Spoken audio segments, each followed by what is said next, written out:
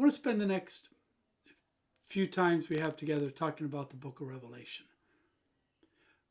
The book of Revelation is one of the most misunderstood books in the Bible. You hear a lot about it. People talk a lot about it.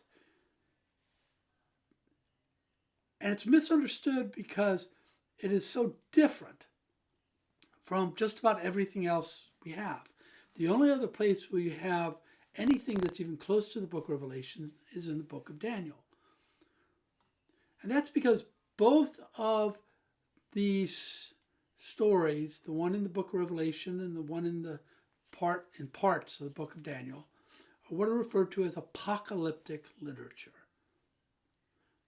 So let me talk for a second about apocalyptic literature, and that will help you understand the book of Revelation. Apocalyptic literature is writings that talk about the end time. The end time. And they are written by communities who are experiencing difficulty, usually communities that are in the midst of persecution.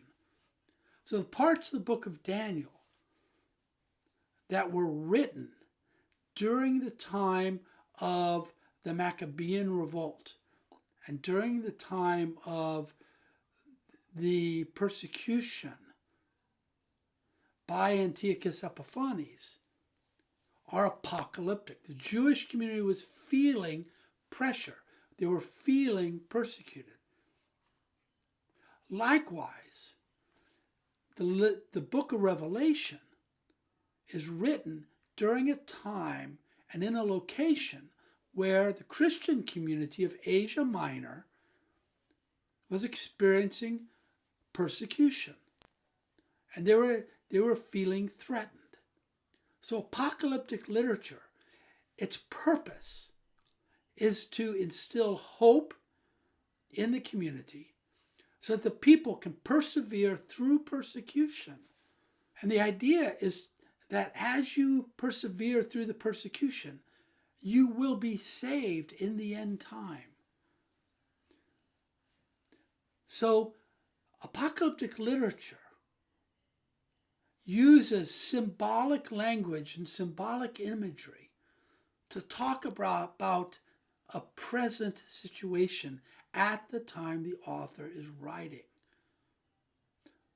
So while it talks about a final judgment and a final victory, its purpose is not to foretell the future. The purpose is to use these symbolic images to encourage the present community to persevere and to interpret the present situation of that community, not speak about the future. So the book of Revelation is misunderstood so often because it says, well, this is what's going to happen in the future. This is what's going to happen at the end time. But what Revelation is really talking about is the current situation of the Christian community within Asia Minor at the time it is written. So Revelation is not foretelling the future. It's interpreting the present of the author when it was written. And that's why it's so often misunderstood. And that's the purpose of apocalyptic literature, to encourage communities to stay with it, to stick with it.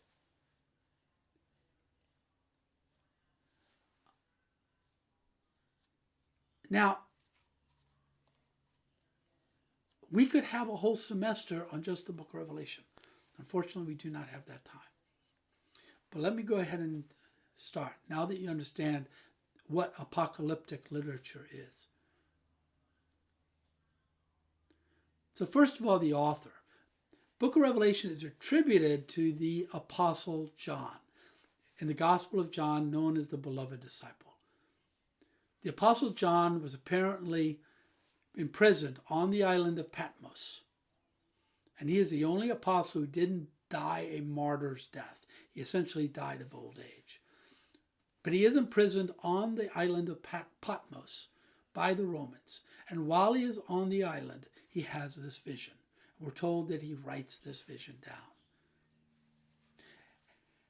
The time of the writing is discussed by authors. Some say it was written around the year 90. Some say it was written as late as possibly 150 AD.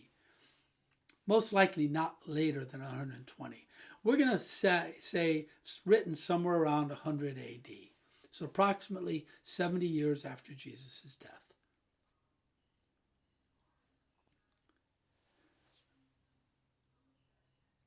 And the book of Revelation opens up, and there's this vision of an image of Jesus. And he is in the robes of the Jewish high priest. The description that is given is a description of the robes worn by the Jewish high priest. So Jesus is immediately understood as the new high priest. And one of the other images is that while he speaks, he's got this sword that comes out of his mouth. And again, it's all symbolic imagery. It's the idea that what he's going to say is going to cut some people, hurt them. But he's also there to offer support, and he's there to offer guidance. And the opening vision is messages given to the 7 churches of Asia. And to each church, the writer has said, tell the church this. Some churches are encouraged and told positive things. Other churches are chastised because they may have fallen back. And that gives us a sense of who the author is writing to. He's writing to the churches in Asia Minor. He's writing to these churches to encourage them in what they're doing.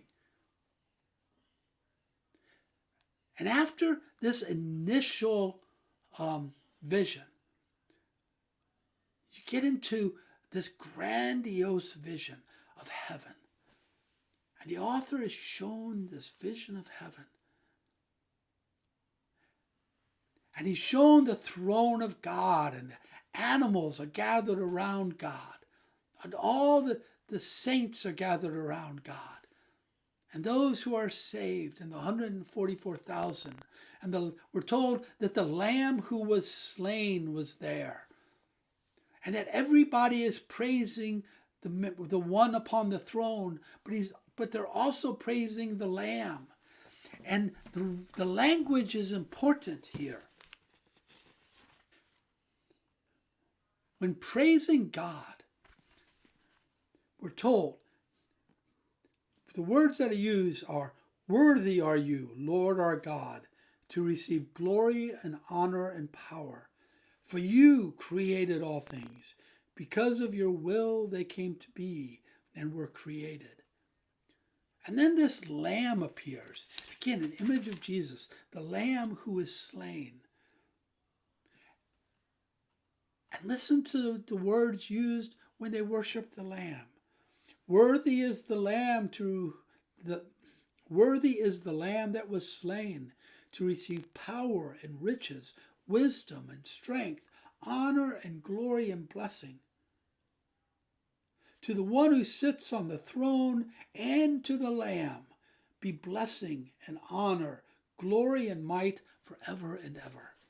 The reason the language is important is because the Lamb is worshipped in the same way as God. The Lamb and God are on the same level.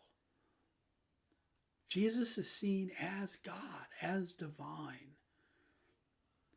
So they both receive the same praise. And that's important. It's an important step. The other thing that's important within this initial vision of the heavenly throne and the worship that takes place is that it's important to realize that from the very beginning, the Lamb is victorious. So it's not like we don't know what's going to happen. From the very beginning, the Lamb is praised as having conquered death, as having conquered sin, as having conquered, as having saved the people. So it's not a mystery that ultimately God and the Lamb will prevail. Again, apocalyptic literature is meant to give hope, not to scare. While some of the symbolic imagery may be scary, it is not meant to scare. It's meant to give hope. And so the heavenly vision that starts out the book of Revelation tells us that the Lamb and God have already been victorious. So there's no reason to be afraid. There's no reason to lose hope. The churches in Asia Minor, even though they're being persecuted, they need to persevere because God has been victorious already.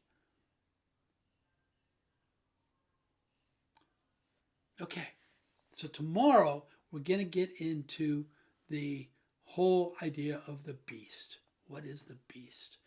Again, it's often misunderstood, but we'll get into this. But remember, apocalyptic literature is all about hope, and it's written to the church at the time that the book is written. It's not written to foretell the future. All right. Thank you. God bless.